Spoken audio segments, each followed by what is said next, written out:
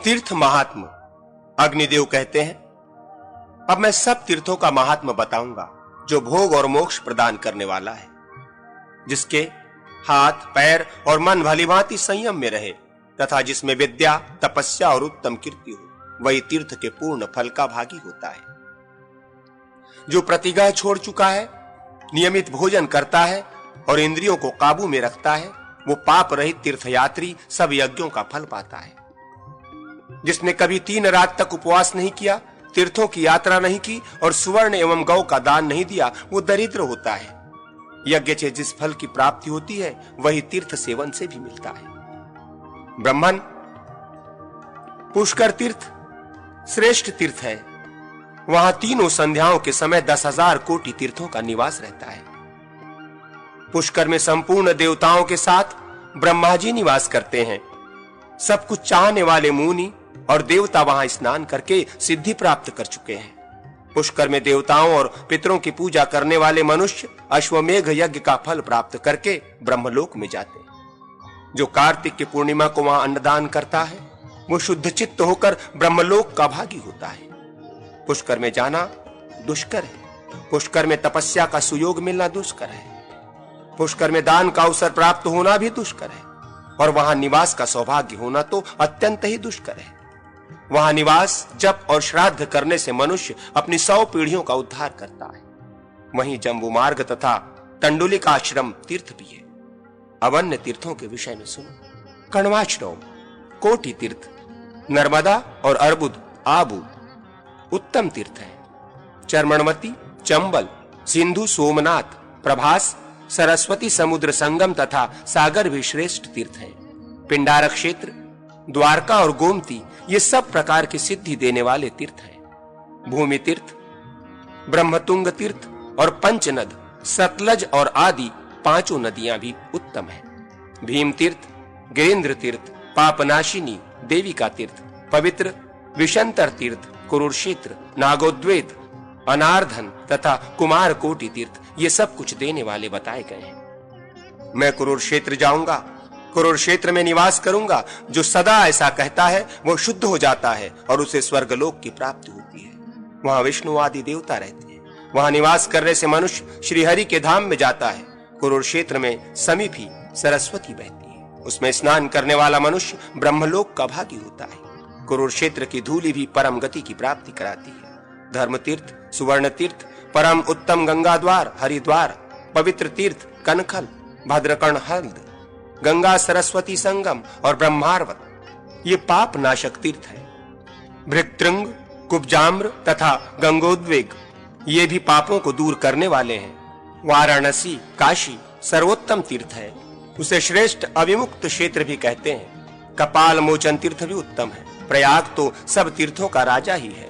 गोमती और गंगा का संगम भी पावन तीर्थ है। गंगा जी कहीं भी क्यों न हो, सर्वत्र स्वर्गलोक की प्राप्ति कराने वाली है। राजगृह पवित्र तीर्थ है।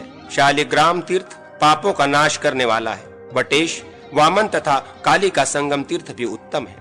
लौहित्य तीर्थ, करतोया नदी, शोणभद्र तथा ऋषभ तीर्थ भी श्रेष्ठ है। श्री पर्वत, कोलाचल, सह्यगिरी, मलयगिरी, गोदावरी, तुंगभद्रा, वरदायिनी, कावेरी नदी, तापी, पयोष्णी, रेवा, नर्मदा और दंडकारण्य भी उत्तम तीर्थ है। कालांजर, मुंचवट, शूरपारक, मंदाकिनी, चित्रकूट और श्रृंगेश्वरपुर श्रेष्ठ तीर्थ है। अवंती भी उत्तम तीर्थ है। अयोध्या सब पापों का नाश करने वाली है। नैमिषारण्य परम पवित्र तीर्थ है। वो भोग और मोक्ष प्रदान करने वाला है। गंगा जी की महिमा। अग्निदेव कहते हैं, अब गंगा का महात्म्य बतलाता हूं। गंगा का सदा सेवन करना चाहिए।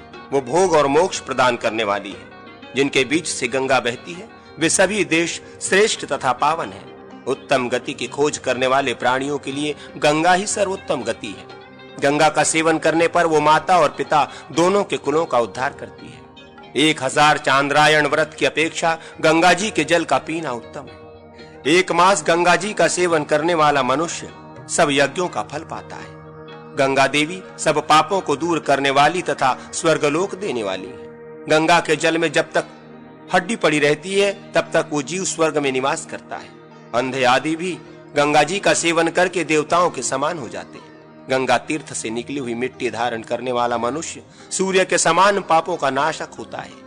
जो मानव गंगा का दर्शन, स्पर्श, जलपान अथवा गंगा इस नाम का कीर्तन करता है, वो अपनी सैकड़ों हजारों पीढ़ियों के पुरुषों को पवित्र कर देता है। प्रयाग महात्मा। अग्निदेव कहते हैं, ब्राह्मण, अब मैं प्रयाग का महात्मा बताता हूं, जो भोग और मोक्ष प्रदान करने वाला तथा उत्तम है। प्रयाग में ब्रह्मा, विष्णु आदि देवता तथा बड़े बड़े मुनिवर निवास करते हैं। नदियां, समुद्र, सिद्ध गंधर्व तथा अप्सराएं भी उस तीर्थ में वास करती हैं। प्रयाग में 3 अग्निकुंड हैं। उनके बीच में गंगा सब तीर्थों को साथ लिए बड़े वेग से बहती है। वहां त्रिभुवन विख्यात सूर्य कन्या यमुना भी है। गंगा और यमुना का मध्य भाग पृथ्वी का जघन माना गया है और प्रयाग को ऋषियों ने जघन के बीच का उपस्थ भाग बताया है। प्रतिष्ठान, झूसी सहित प्रयाग, कंबल और अश्वतर नाग तथा भोगवती तीर्थ ये ब्रह्मा जी के यज्ञ की वेदी कहे गए हैं। प्रयाग में वेद और यज्ञ मूर्तिमान होकर रहते हैं। उस तीर्थ के स्तवन और नाम कीर्तन से तथा वहां की मिट्टी का स्पर्श करने मात्र से भी मनुष्य सब पापों से मुक्त हो जाता है। प्रयाग में गंगा और यमुना के संगम पर किए हुए दान, श्राद्ध और जप आदि अक्षय होते हैं। ब्राह्मण, वेद अथवा लोक किसी के कहने से भी अंत में प्रयाग तीर्थ के भीतर मरने का विचार नहीं छोड़ना चाहिए। प्रयाग में 60 करोड़ 10,000 तीर्थों का निवास है, अतः वो सबसे श्रेष्ठ है। वासुकी नाग का स्थान, भोगवती तीर्थ और हंस प्रपतन ये उत्तम तीर्थ है। कोटि गोदान से जो फल मिलता है वही इनमें 3 दिनों तक स्नान करने मात्र से प्राप्त हो जाता है। प्रयाग में माघ मास में मनीषी पुरुष ऐसा कहते हैं कि गंगा सर्वत्र सुलभ है, किंतु गंगा द्वार, प्रयाग और गंगा सागर संगम इन 3 स्थानों में उनका मिलना बहुत कठिन है। प्रयाग में दान देने से मनुष्य स्वर्ग में जाता है और इस लोक में आने पर राजाओं का भी राजा होता है। अक्षयवट के मूल के समीप और संगम आदि में मृत्यु को प्राप्त हुआ मनुष्य भगवान विष्णु के धाम में जाता है। प्रयाग में परम रमणीय उर्वशी पुलिन संध्यावट, कोटि तीर्थ, दशवाओं में घाट, गंगा यमुना का उत्तम संगम, रजोहीन मानस तीर्थ तथा वारस तीर्थ ये सभी परम उत्तम है। वाराणसी का महात्मा। अग्निदेव कहते हैं, वाराणसी परम उत्तम तीर्थ है।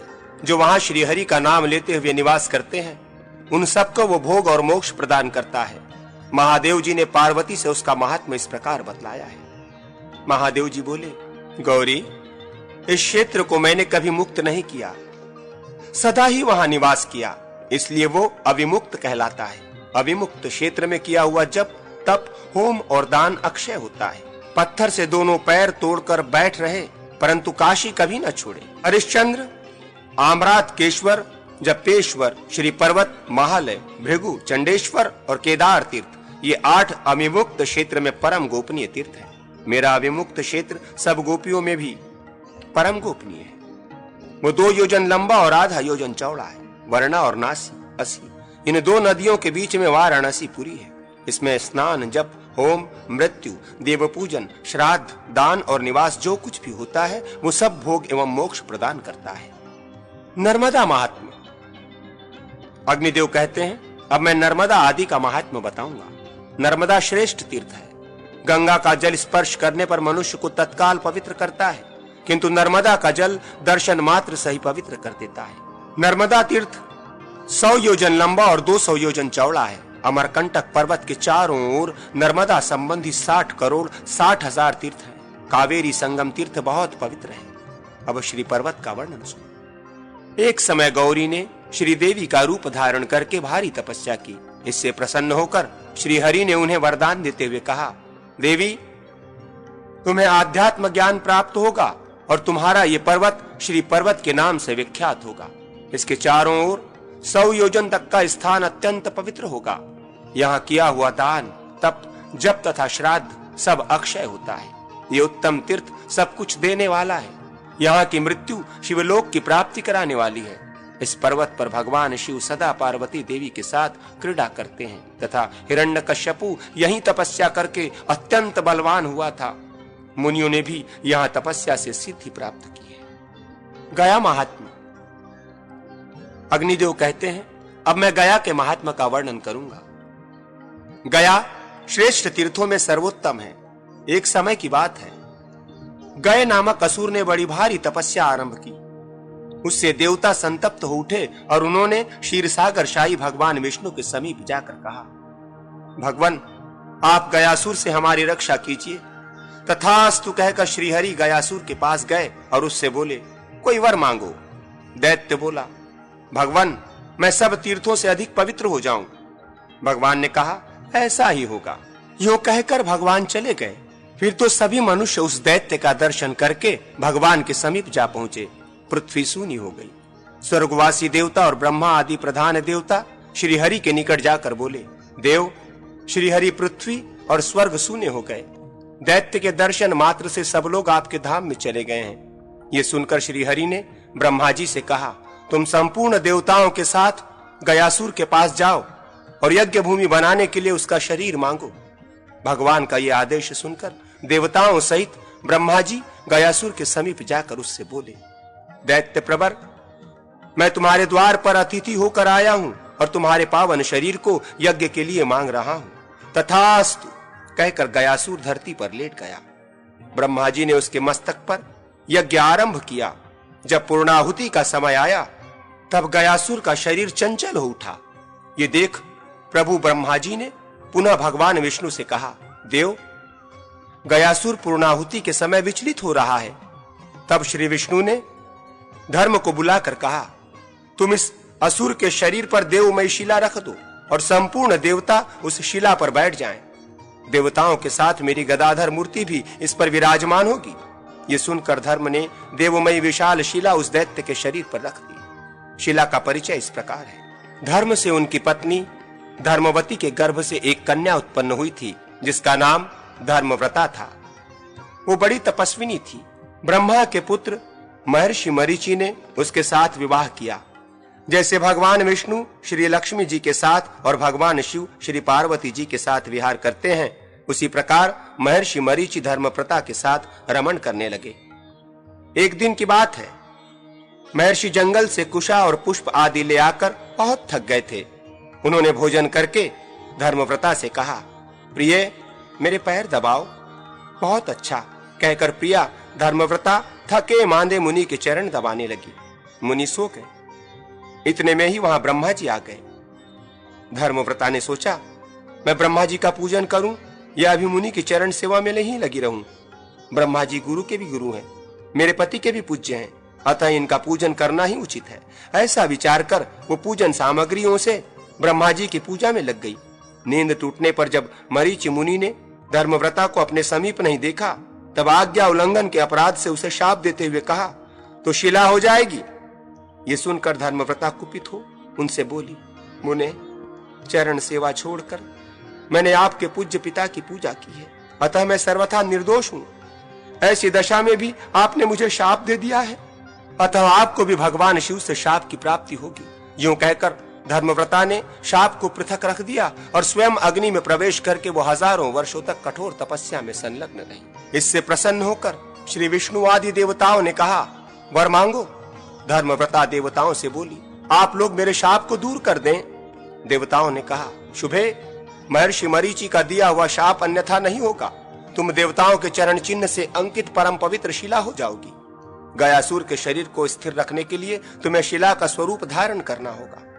उस समय तुम देवव्रता, देवशिला, सर्वदेव स्वरूपा, सर्वतीर्थमयी तथा पुण्यशिला कहलाओगी। देवव्रता बोली, देवताओं, यदि आप लोग मुझ पर प्रसन्न हो तो शिला होने के बाद मेरे ऊपर ब्रह्मा, विष्णु तथा रुद्र आदि देवता और गौरी लक्ष्मी आदि देवियां सदा विराजमान रहे। अग्निदेव कहते हैं, देवव्रता की बात सुनकर सब देवता तथास्तु कहकर स्वर्ग को चले गए। उस देवमय शिला को ही धर्म ने गयासुर के शरीर पर रखा, परंतु वो शिला के साथ ही हिलने लगा। ये देख रुद्र आदि देवता भी उस शिला पर जा बैठे। अब वो देवताओं को साथ लिए हिलने डोलने लगा। तब देवताओं ने क्षीरसागर शाही भगवान विष्णु को प्रसन्न किया। श्री हरि ने उनको अपनी गदाधर मूर्ति प्रदान की और कहा, देवगण, आप लोग चलिए, इस देवगम्य मूर्ति के द्वारा मैं स्वयं ही वहां उपस्थित होऊंगा। इस प्रकार उस दैत्य के शरीर को स्थिर रखने के लिए यथाव्यक्त व्यक्ताव्यक्त उभय स्वरूप साक्षात गदाधारी भगवान विष्णु वहां स्थित हुए। वे आदि गदाधर के नाम से उस तीर्थ में विराजमान है। पूर्व काल में गद नाम से प्रसिद्ध एक भयंकर असुर था। उसे श्री विष्णु ने मारा और उसकी हड्डियों से विश्वकर्मा ने गदा का निर्माण किया। वही आदि गदा है। उस आदि गदा के द्वारा भगवान गदाधर ने हेति आदि राक्षसों का वध किया था, इसलिए वे आदि गदाधर कहलाए। पूर्वोक्त देवमयी शिला पर आदि गदाधर के स्थित होने पर गयासुर स्थिर हो गया। तब ब्रह्मा जी ने पूर्णाहुति दी। तदनंतर गयासुर ने देवताओं से कहा, किस लिए मेरे साथ वंचना की गई है? क्या मैं भगवान विष्णु के कहने मात्र से स्थिर नहीं हो सकता था? देवताओं, यदि आपने मुझे शिला आदि के द्वारा दबा रखा है तो आपको मुझे वरदान देना चाहिए।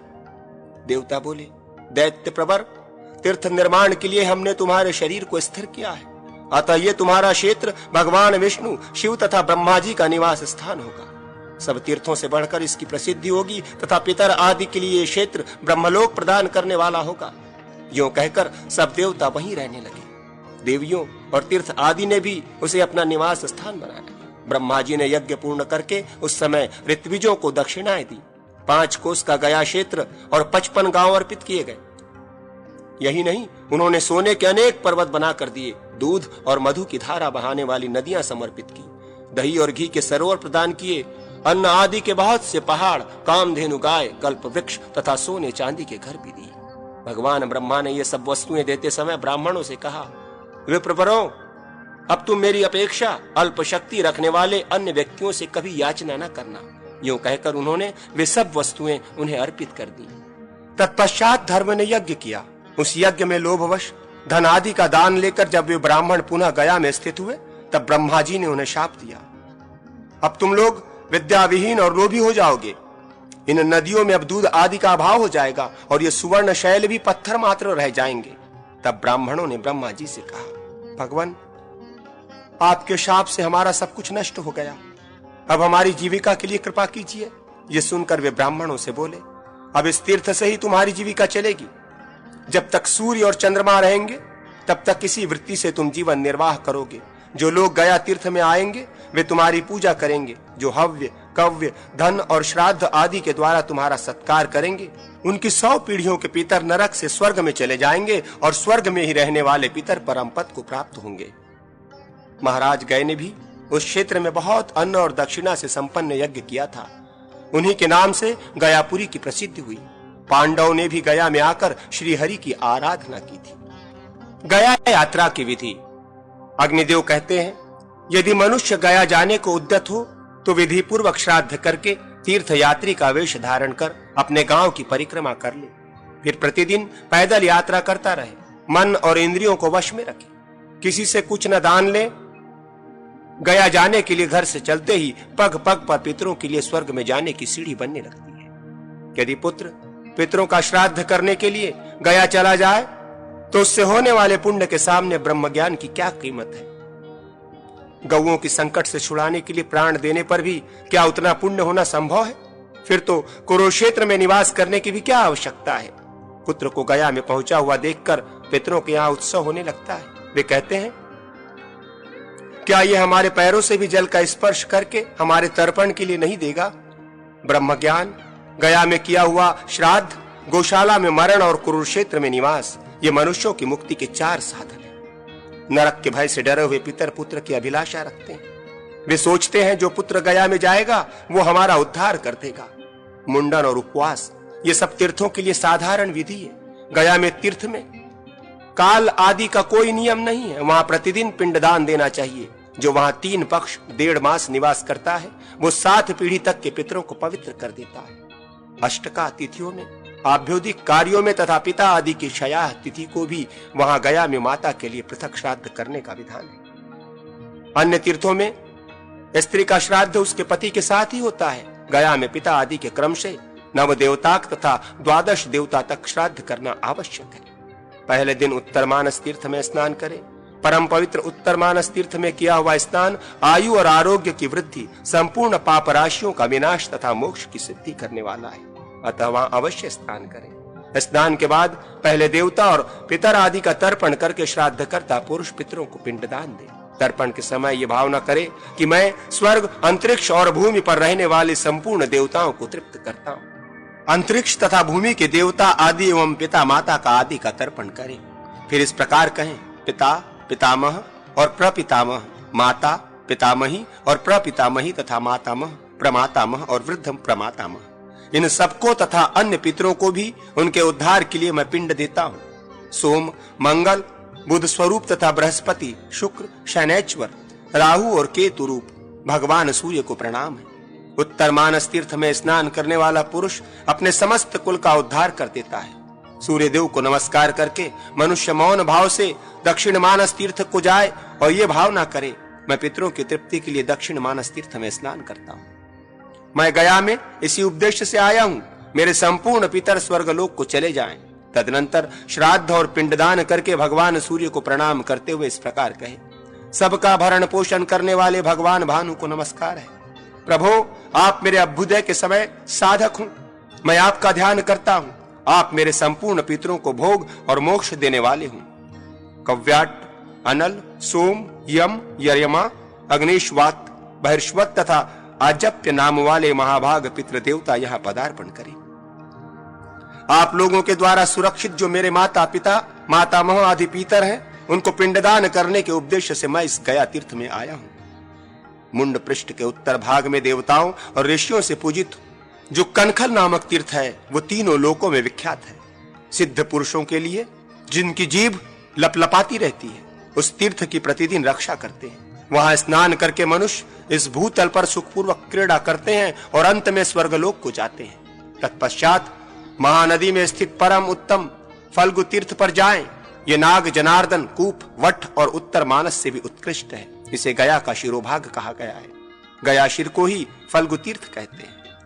ये मुंड पृष्ठ और नग आदि तीर्थ की अपेक्षा सार से भी सार वस्तु है। इसे आभ्यंतर तीर्थ कहा गया है, जिसमें लक्ष्मी, कामधेनु, गौ, जल और पृथ्वी सभी फलदायक होते हैं तथा जिससे दृष्टि रमणीय मनोहर वस्तुएं फलित होती है, वो फाल्गु तीर्थ है। फाल्गु तीर्थ किसी हल्के फुल्के तीर्थ के समान नहीं है। फल्गु तीर्थ में स्नान करके मनुष्य भगवान गदाधर का दर्शन करे तो इससे पुण्यात्मा पुरुषों को भी क्या प्राप्त नहीं होता। भूतल पर समुद्र पर्यंत जितने भी तीर्थ और सरोवर हैं, वे सब प्रतिदिन एक बार फल्गु तीर्थ में जाया करते हैं।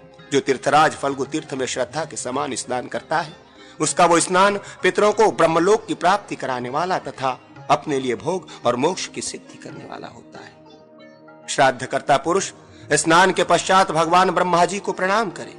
उस समय इस प्रकार कहे, कलयुग में सब लोग महेश्वर के उपासक हैं, किंतु इस गया तीर्थ में भगवान गदाधर उपास्य देवता हैं।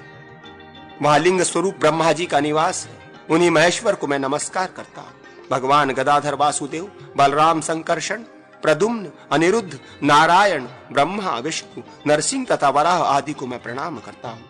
तदनंतर श्री गदाधर का दर्शन करके मनुष्य अपनी 100 पीढ़ियों का उद्धार कर देता है। दूसरे दिन धर्माण्य तीर्थ का दर्शन करें।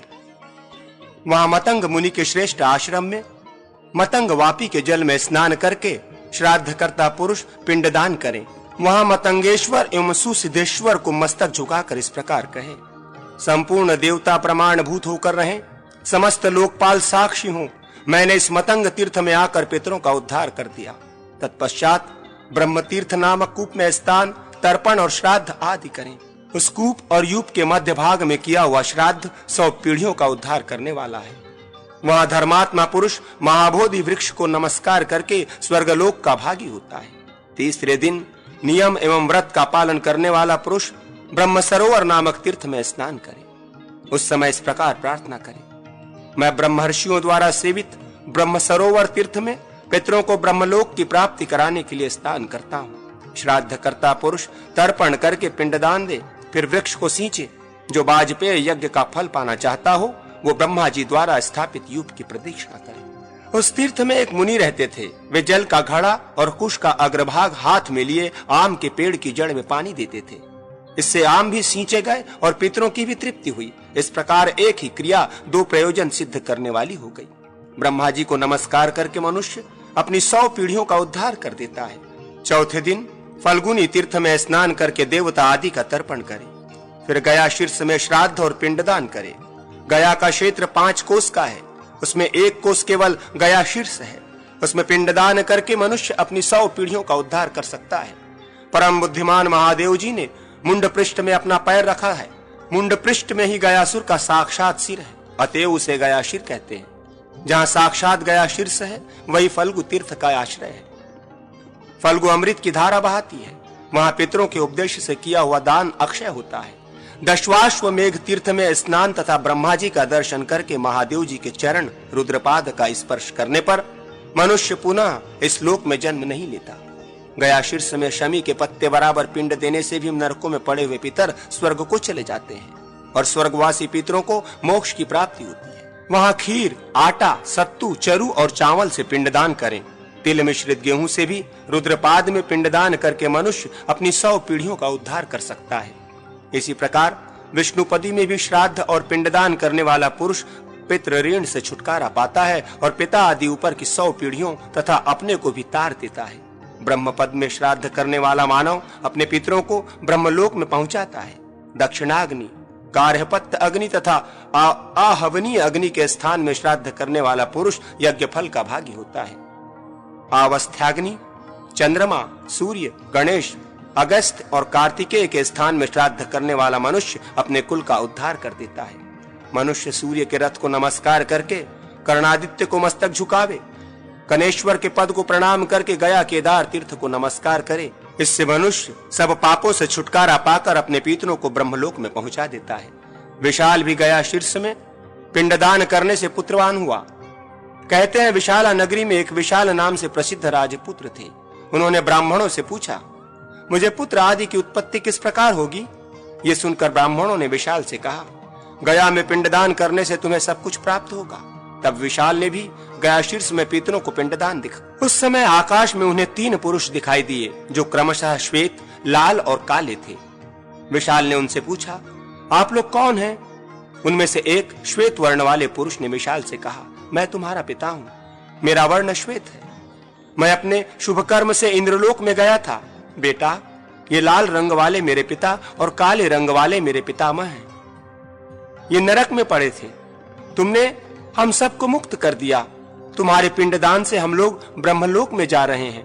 यूं कहकर वे तीनों चले गए।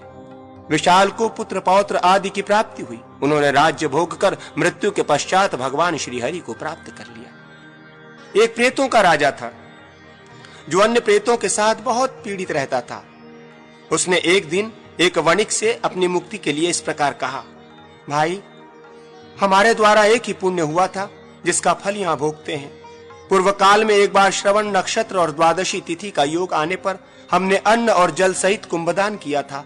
वही प्रतिदिन मध्याह्न के समय हमारे जीवन रक्षा के लिए उपस्थित होता है। तुम हमसे धन लेकर गया जाओ और हमारे लिए पिंडदान करो। वणिक ने उससे धन लिया और गया में उसके निमित्त पिंडदान किया। उसका फल यह हुआ कि वो प्रेतराज अन्य सब प्रेतों के साथ मुक्त होकर श्री हरि के धाम में जा पहुंचा। गया शीर्ष में पिंडदान करने से मनुष्य अपने पितरों का तथा अपना भी उद्धार कर देता है। वहां पिंडदान करते समय इस प्रकार कहना चाहिए, मेरे पिता के कुल में तथा माता के वंश में और गुरु, श्वशुर एवं बंधुजनों के वंश में जो मृत्यु को प्राप्त हुए हैं, इनके अतिरिक्त भी जो बंधु बांधव मरे हैं, मेरे कुल में जिनका श्राद्ध कर्म पिंडदान आदि लुप्त हो गया है, जिनके कोई स्त्री पुत्र नहीं रहा है, जिनके श्राद्ध कर्म नहीं होने पाए हैं, जो जन्म के अंधे, लंगड़े और विकृत रूप वाले रहे हैं, जिनका अपक्व गर्भ के रूप में निधन हुआ है, इस प्रकार जो मेरे कुल के ज्ञात एवं अज्ञात पितर हूं, वे सब मेरे दिए हुए इस पिंडदान से सदा के लिए तृप्त हो जाएं। जो कोई मेरे पितर प्रेत रूप में स्थित हो, वे सब यहाँ पिंड देने से सदा के लिए तृप्ति को प्राप्त हो। अपने कुल को तारने वाली सभी संतानों का कर्तव्य है कि वे अपने संपूर्ण पितरों के उपदेश से वहां पिंड दें तथा अक्षय लोक की इच्छा रखने वाले पुरुष को अपने लिए भी पिंड अवश्य देना चाहिए। बुद्धिमान पुरुष 5वें दिन गदालोल नामक तीर्थ में स्नान करे। उस समय इस मंत्र का पाठ करें, भगवान जनार्दन, जिसमें आपकी गदा का प्रक्षालन हुआ था, उस अत्यंत पावन गदालोल नामक तीर्थ में मैं संसार रूपी रोग की शांति के लिए स्नान करता हूं। अक्षय स्वर्ग प्रदान करने वाले अक्षय वट को नमस्कार है, जो पिता पितामह आदि के लिए अक्षय आश्रय है तथा सब पापों का क्षय करने वाला है। उस अक्षय वट को नमस्कार है, जो प्रार्थना करके वट के नीचे श्राद्ध करके ब्राह्मण भोजन करावे।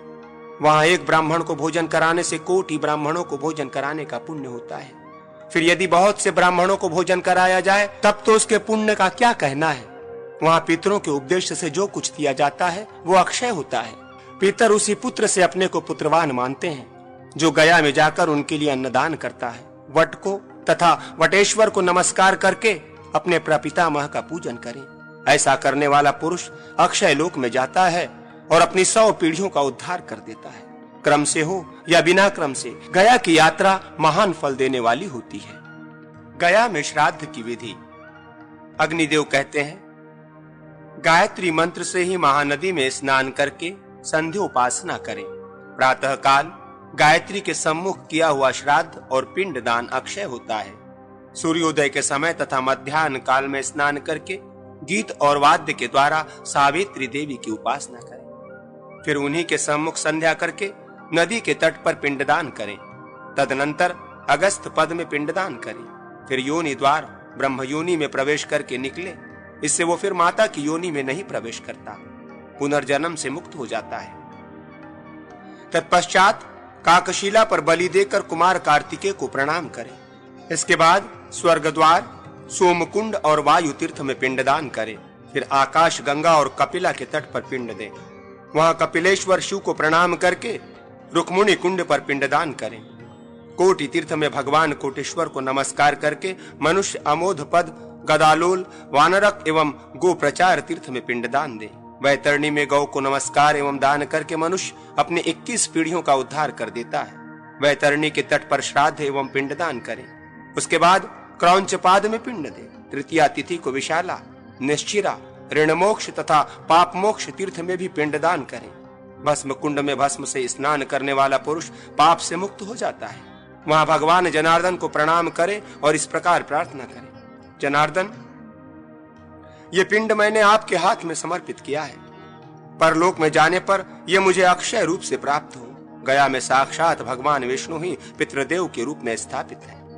उन भगवान कमलनयन का दर्शन करके मानव तीनों ऋणों से मुक्त हो जाता है। तदनंतर मार्कंडेश्वर को प्रणाम करके मनुष्य गध्रेश्वर को नमस्कार करे। महादेव जी के मूल क्षेत्र धारा में पिंडदान करना चाहिए। इसी प्रकार गध्रकूट, गृहवट और द्रौतपाद में भी पिंडदान करना उचित है। पुष्करणी, कर्दमाल और रामतीर्थ में पिंड दे। फिर प्रभाशेश्वर को नमस्कार करते प्रेतशिला पर पिंडदान दे। उस समय इस प्रकार कहें, दिव्यलोक, अंतरिक्ष लोक तथा भूमि लोक में जो मेरे पितर और बांधव आदि संबंधी प्रेत आदि के रूप में रहते हो, वे सब लोग इन मेरे दिए हुए पिंडों के प्रभाव से मुक्ति लाभ करें। प्रेतशिला 3 स्थानों में अत्यंत पावन मानी गई है, गया शीर्ष, प्रभास तीर्थ और प्रेत कुंड। इनमें पिंडदान करने वाला पुरुष अपने कुल का उद्धार कर देता है। वशिष्ठेश्वर को नमस्कार करके उनके आगे पिंडदान दे। गया नाभि, सुषुम्ना तथा महाकोष्ठी में भी पिंडदान करें। भगवान गदाधर के सामने मुंड पृष्ठ पर देवी के समीप पिंडदान करें। पहले क्षेत्रपाल आदि सहित मुंड पृष्ठ को नमस्कार कर लेना चाहिए। उनका पूजन करने से भय का नाश होता है। विष और रोग आदि का कुप्रभाव भी दूर हो जाता है। ब्रह्मा जी को प्रणाम करने से मनुष्य अपने कुल को ब्रह्मलोक में पहुंचा देता है। सुभद्रा, बलभद्र तथा भगवान पुरुषोत्तम का पूजन करने से मनुष्य संपूर्ण कामनाओं को प्राप्त करके अपने कुल का उद्धार कर देता और अंत में स्वर्गलोक का भागी होता है। भगवान ऋषिकेश को नमस्कार करके उनके आगे पिंडदान देना चाहिए। श्री माधव का पूजन करके मनुष्य विमानचारी देवता होता है। भगवती महालक्ष्मी, गौरी तथा मंगलमयी सरस्वती की पूजा करके मनुष्य अपने पितरों का उद्धार करता है। स्वयं भी स्वर्गलोक में जाता और वहां भोग भोगने के पश्चात इस लोक में आकर शास्त्रों का विचार करने वाला पंडित होता है। फिर 12 आदित्यों का, अग्नि का, रेवंत का और इंद्र का पूजन करके मनुष्य रोग आदि से छुटकारा पा जाता है और अंत में स्वर्गलोक का निवासी होता है। श्री कत्पर्दीय विनायक कार्तिकेय पूजन करने से मनुष्य को निर्विघ्नता पूर्वक सिद्धि प्राप्त होती है। सोमनाथ, कालेश्वर, केदार, प्रपितामह, सिद्धेश्वर, रुद्रेश्वर, महारामेश्वर तथा ब्रह्मकेश्वर, इन 8 गुप्त लिंगों का पूजन करने से मनुष्य सब कुछ पा लेता है। यदि लक्ष्मी प्राप्ति की कामना हो तो भगवान नारायण, वाराह, नरसिंह को नमस्कार करें। ब्रह्मा, विष्णु तथा त्रिपुर नाशक महेश्वर को भी प्रणाम करें। वे सब कामनाओं को देने वाले हैं। सीता, राम, गरुड़ तथा वामन का पूजन करने से मानव अपनी संपूर्ण कामनाएं प्राप्त कर लेता है और पितरों को ब्रह्मलोक की प्राप्ति करा देता है।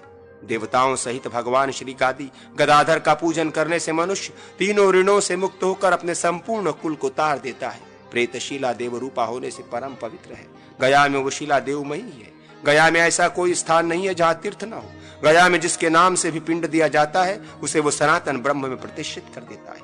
अलगीश्वर, फल्गचंडी तथा अंगारेश्वर को प्रणाम करके श्राद्ध करता पुरुष मतंग मुनि के स्थान में पिंड देता है। फिर भरत के आश्रम पर भी पिंड दे।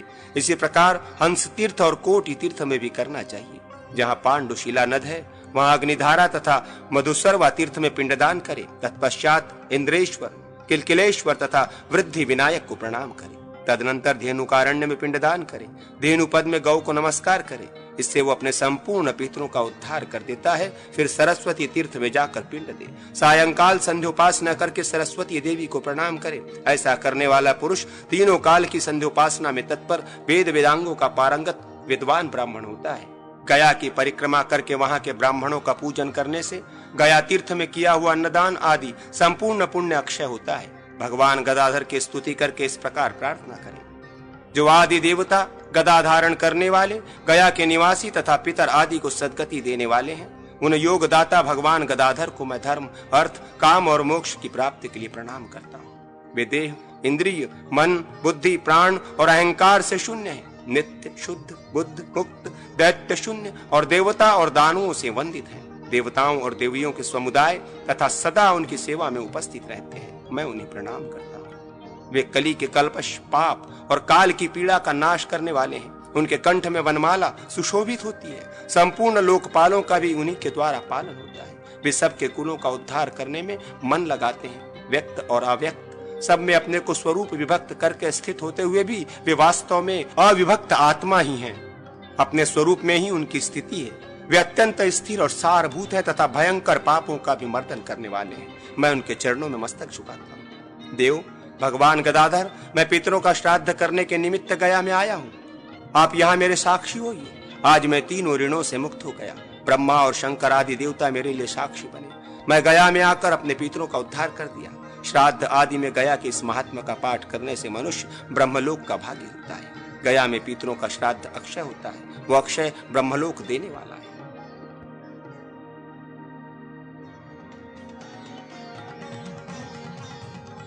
श्राद्ध कल्प। अग्निदेव कहते हैं, महर्षि कात्यायन ने मुनियों से जिस प्रकार श्राद्ध का वर्णन किया था उसे बतलाता हूं। गया आदि तीर्थों में विशेषतः संक्रांति के आदि के अवसर पर श्राद्ध करना चाहिए। अपराह्न काल में, अपर पक्ष, कृष्ण पक्ष में, चतुर्थी तिथि को अथवा उसके बाद की तिथियों में श्राद्धोपयोगी सामग्री एकत्रित कर उत्तम नक्षत्र में श्राद्ध करें। श्राद्ध के एक दिन पहले ही ब्राह्मणों को निमंत्रित करें। सन्यासी, गृहस्थ, साधु अथवा स्नातक तथा श्रोत्रिय ब्राह्मणों को जो निंदा के पात्र न हो, अपने कर्मों में लगे रहते हों और शिष्ट एवं सदाचारी हों, निमंत्रित करना चाहिए। जिनके शरीर में सफेद दाग हो, जो कोढ़ आदि के रोगों से ग्रस्त हों, ऐसे ब्राह्मणों को छोड़ दें। उन्हें श्राद्ध में सम्मिलित न करें। निमंत्रित ब्राह्मण जब स्नान और आचमन करके पवित्र हो जाएं, तो उन्हें देव कर्म में पूर्वाभिमुख बिठावें। देव श्राद्ध, पितृ श्राद्ध में 3-3 ब्राह्मण रहें अथवा दोनों में एक एक ही ब्राह्मण हो। इस प्रकार माता मह आदि के श्राद्ध में भी समझना चाहिए। शाक आदि से भी श्राद्ध कर्म करवावें। श्राद्ध के दिन ब्रह्मचारी रहें। क्रोध और उतावली ना करें। नम्र, सत्यवादी और सावधान रहें। उस दिन अधिक मार्ग न चलें। स्वाध्याय भी करें। मौन रहें। संपूर्ण पंक्ति मूर्धन्य, पंक्ति में सर्वश्रेष्ठ अथवा पंक्ति पावन ब्राह्मणों में प्रत्येक कर्म के विषय में पूछें। आसन पर कुश बिछावें। पितृकर्म में कुशों को दोहरा मोड़ देना चाहिए। पहले देव कर्म फिर पितृकर्म करें। देव धर्म में स्थित ब्राह्मणों से पूछे, मैं विश्वदेवों का आह्वान करूंगा, ब्राह्मण आज्ञा दें। आह्वान करो, तब इस मंत्र का जप करें। तत्पश्चात पितृकर्म में नियुक्त ब्राह्मणों से पूछे, मैं पितरों का आवाहन करूंगा, ब्राह्मण कहें आवाहन करो। तब उपरोक्त मंत्र का पाठ करते हुए आवाहन करें। फिर इस मंत्र से तिल बिखेर कर आयंतु नमः इत्यादि मंत्र का जप करें। इसके बाद पवित्रक सहित अर्ध पात्र में शनो देवी इस मंत्र से जल डालें। तदनंतर यवोस्सी इस मंत्र से जौ देकर पितरों के निर्मित सर्वत्र तिल का उपयोग करें। इस मंत्र से अर्धपात्र में फूल छोड़ें। अर्धपात्र सोना, चांदी, गुलर अथवा पत्ते का होना चाहिए। उसी में देवताओं के लिए सव्य भाव से और पितरों के लिए अपसव्य भाव से उक्त वस्तुएं रखनी चाहिए। एक एक को एक एक अर्धपात्र पृथक पृथक देना उचित है। पितरों के हाथों में पहले पवित्री रखकर उन्हें अर्घ देना चाहिए। तत्पश्चात देवताओं के अर्धपात्र को बाएं हाथ में लेकर उसमें रखी हुई पवित्री को दाहिने हाथ से निकालकर देव भोजन पात्र पर पूर्वाग्र करके रख दें। उसके ऊपर दूसरा जल देकर अर्धपात्र को ढककर यूं कहकर देवताओं को अर्घ देकर पात्र को दक्षिण भाग में सीधे रख दें।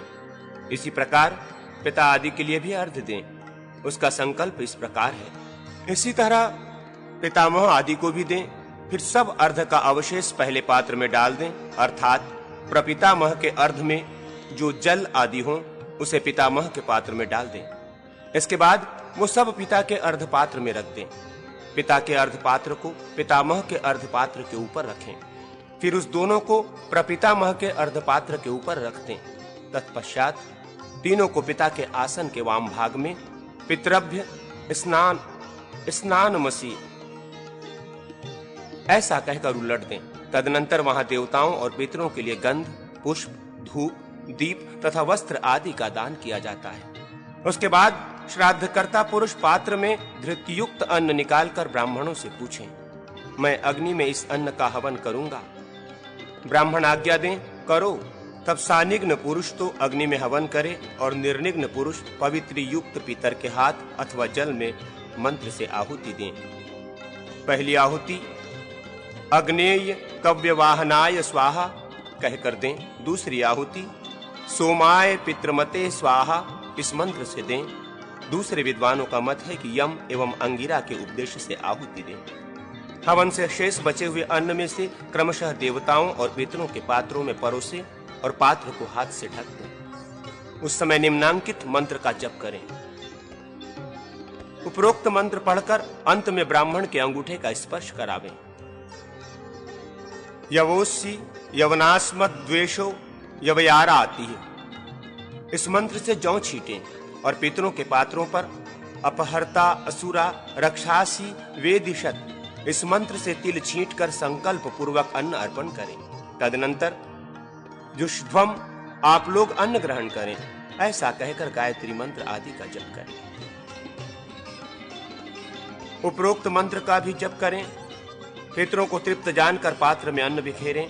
फिर एक एक बार सबको जल दें।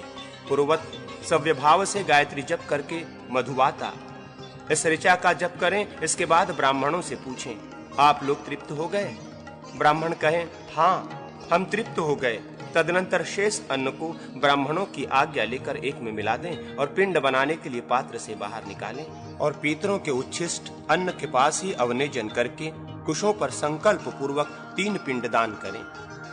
दूसरों का मत है कि ब्राह्मण जब भोजन के पश्चात हाथ मुंह धोकर आचमन कर लें तब पिंडदान देना चाहिए। आचमन के पश्चात जल, फूल और अक्षत दें।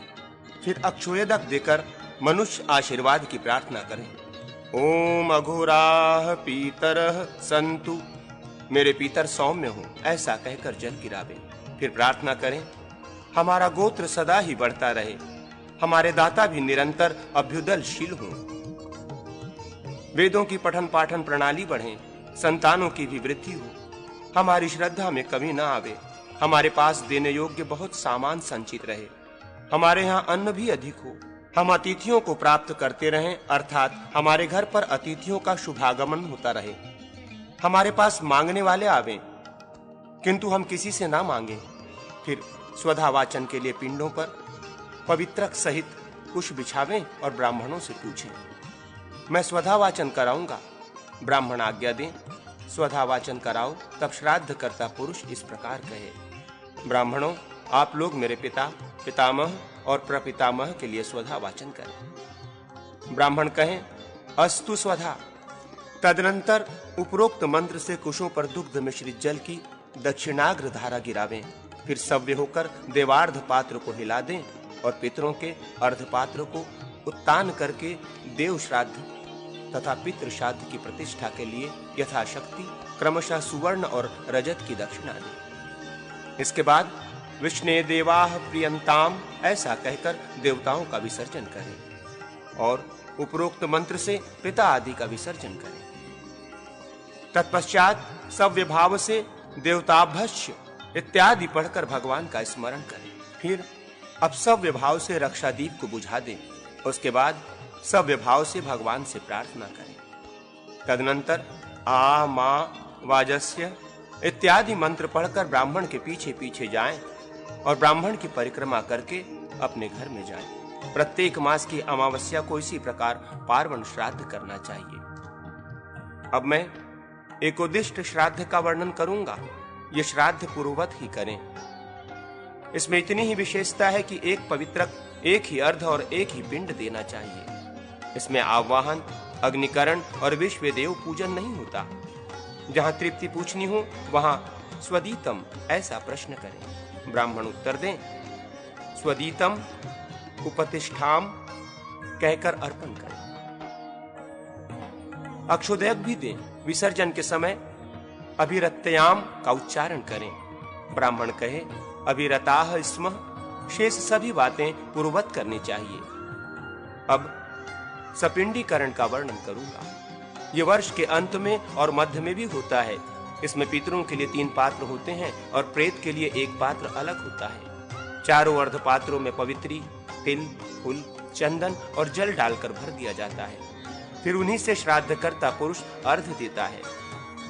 ये सामना इत्यादि 2 मंत्रों से प्रेत के अर्ध पात्र को क्रमशः तीनों पितरों के अर्ध पात्र में मिलाया जाता है। इसी प्रकार पिंडदान, दान आदि पूर्ववत करके प्रेत के पिंड को पितरों के पिंड में मिलाया जाता है। इससे प्रेत को पितृ पदवी प्राप्त होती है। अब आभ्युदयिक श्राद्ध बतलाता हूँ। इसकी सब विधि पूर्ववत है। इसमें पितृ संबंधी मंत्र के अतिरिक्त अन्य मंत्रों का जप करना चाहिए। पूर्वाह्न काल में आभ्युदयिक श्राद्ध और उसकी प्रदक्षिणा करनी चाहिए। इसमें कोमल कुश ही उपचार है। यहाँ तिल के स्थान पर जौ का उपयोग होता है। ब्राह्मणों से पितरों की तृप्ति के लिए प्रश्न करते समय संपन्नम का प्रयोग करना चाहिए। ब्राह्मण उत्तर दे, सुसंपन्नम। इसमें दही, अक्षत और बेर आदि के ही पिंड होते हैं। आह्वान के समय पूछें, मैं नांदी मुख वाले पितरों का आह्वान करूंगा। इसी प्रकार अक्षय तृप्ति के लिए प्रियताम ऐसा कहें। फिर पूछें, मैं नांदी मुख पितरों का तृप्त वाचन कराऊंगा। ब्राह्मणों की आज्ञा लेकर कहें, नांदी मुखा पितरः प्रियंताम, नांदी मुख पितर तृप्त एवं प्रसन्न हो। माता, पितामह, प्रपितामही, पिता, पितामह, प्रपितामह और सपत्नीक, मातामह, प्रमातामह तथा वृद्ध प्रमातामह ये नांदी मुख पितर हैं। आभ्युदयिक श्राद्ध में स्वधा का प्रयोग न करें और युग्म ब्राह्मणों को भोजन करावें। अब मैं पितरों की तृप्ति बतलाता हूँ। ग्राम में अन्न से तथा जंगली कंद, मूल, फल आदि से 1 मास तक पितरों की तृप्ति बनी रहती है और गाय के दूध एवं खीर से 1 वर्ष तक पितरों की तृप्ति बनी रहती है।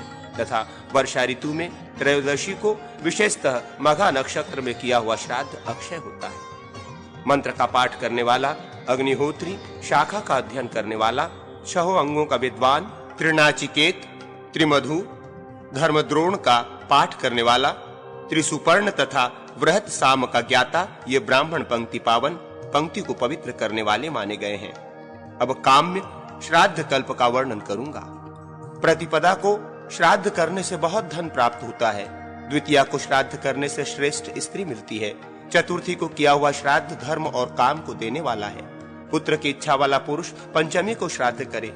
षष्ठी के श्राद्ध से मनुष्य श्रेष्ठ होता है। सप्तमी के श्राद्ध से खेती में लाभ होता है और अष्टमी के श्राद्ध से अर्थ की प्राप्ति होती है। नवमी को श्राद्ध का अनुष्ठान करने से 1 खुर वाले घोड़े आदि पशु प्राप्त होते हैं। दशमी में श्राद्ध करने से गो समुदाय की उपलब्धि होती है।